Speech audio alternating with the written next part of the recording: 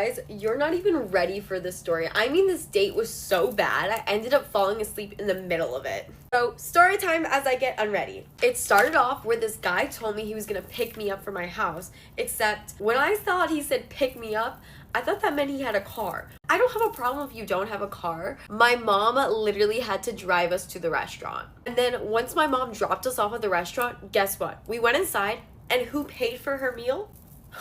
Me. Rule 101, if you're taking a girl out, you should be paying, not her. But besides the point, when we sat down to get our food, this man could not stop talking about Star Wars or just cooking. And don't get me wrong, I love Star Wars, but I don't want to listen to this for an hour and a half. So yeah, during this date, I ended up falling asleep because, well, I was bored out of my mind. To make this date even worse, man still doesn't have a car. My mom had to pick us both up from the restaurant.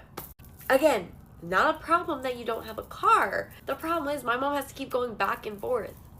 Anyways, we get to my house and I literally have somewhere to be. I already let him know this way in advance. And I was like, just Uber from my house to like your place. And he tells me, he's like, okay, my Uber's 2 minutes away.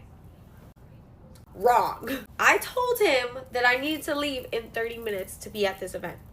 Man was still in my house in 30 minutes while I was getting ready. Mom got really mad at me for this because I left him downstairs with my mom, and actually she just told me it wasn't 30 minutes, it was an hour. An hour. I need to go rinse the soap off my face. I ended up finishing getting ready, so I literally had to walk downstairs and tell him like, sir, like, I gotta leave my house, which means your Uber needs to be here now. You know, he was a really sweet guy, but definitely by far worst date I've been on. This actually reminds me of this movie called Picture This, and if you thought this date was bad, oh, it gets worse in the movie. Well, that was my disaster date. If you have a story that tops this, stitch this video because, girlies, I want to hear the tea.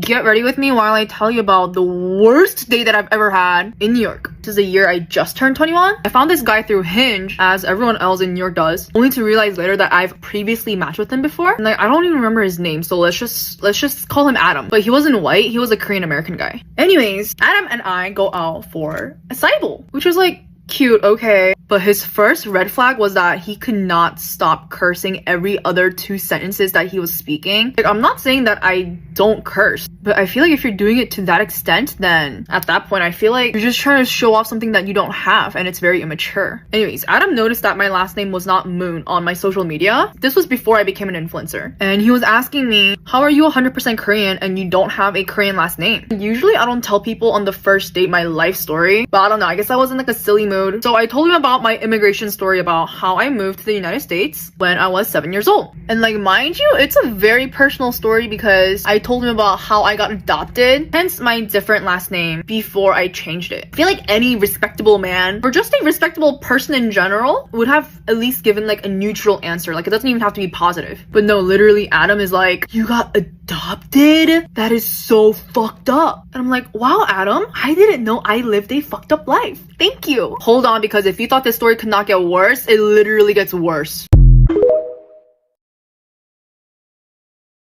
So this guy, Adam, we're like taking a walk in the park together, and all of a sudden he gets a phone call from one of his friends. And then like, as soon as he picks up, this girl is like screaming at the top of her lungs. And like, I could hear it too because Adam weirdly had his phone on speakerphone. This girl, like, she keeps screaming uncontrollably, like she doesn't stop. And Adam is like, oh my gosh, no, like, are you okay? Like, oh, I'll be there. And then he goes off to talk about how this girl has some issues and she has to go to the hospital. I knew that the whole situation was sus, but like, by that time I was already over the date too. I'm like, oh, okay, you should go take care of your friend. Inside I was low-key glad. But on the subway ride home, I felt so much Grwm. And the way I know that the boy was lying about the whole thing is that he was telling me, oh, like, I'll text you, get home safe. never texting me. The whole situation is so baffling because he wasn't even cute. Someone tell me why the New York dating scene is so atrocious. But actually, because it's literally so bad, I've gotten to a point where I'm not wasting my energy on other people, but like solely on myself. And it's been really great, guys. I feel like mid-men really give some fuel for independent bitches. Thank you, Adam, for giving me a hilarious story that I can talk about on the internet about how terrible of a date you are. The story ends with me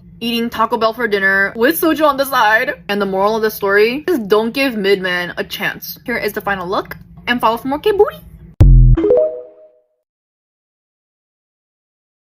Hey guys, get ready with me while I tell you my absolute worst dating horror stories. I am 23 and now engaged, so I've done some dating around before this and I hated it. The first guy I ever liked was in high school, and he would constantly compare me to his ex, and he would compare my body type to hers, telling me that I had chicken legs and that she was nice, beautiful, and thick. Imagine what that did to my self-confidence. Just imagine. The second guy I ever dated was when I was 16, and he was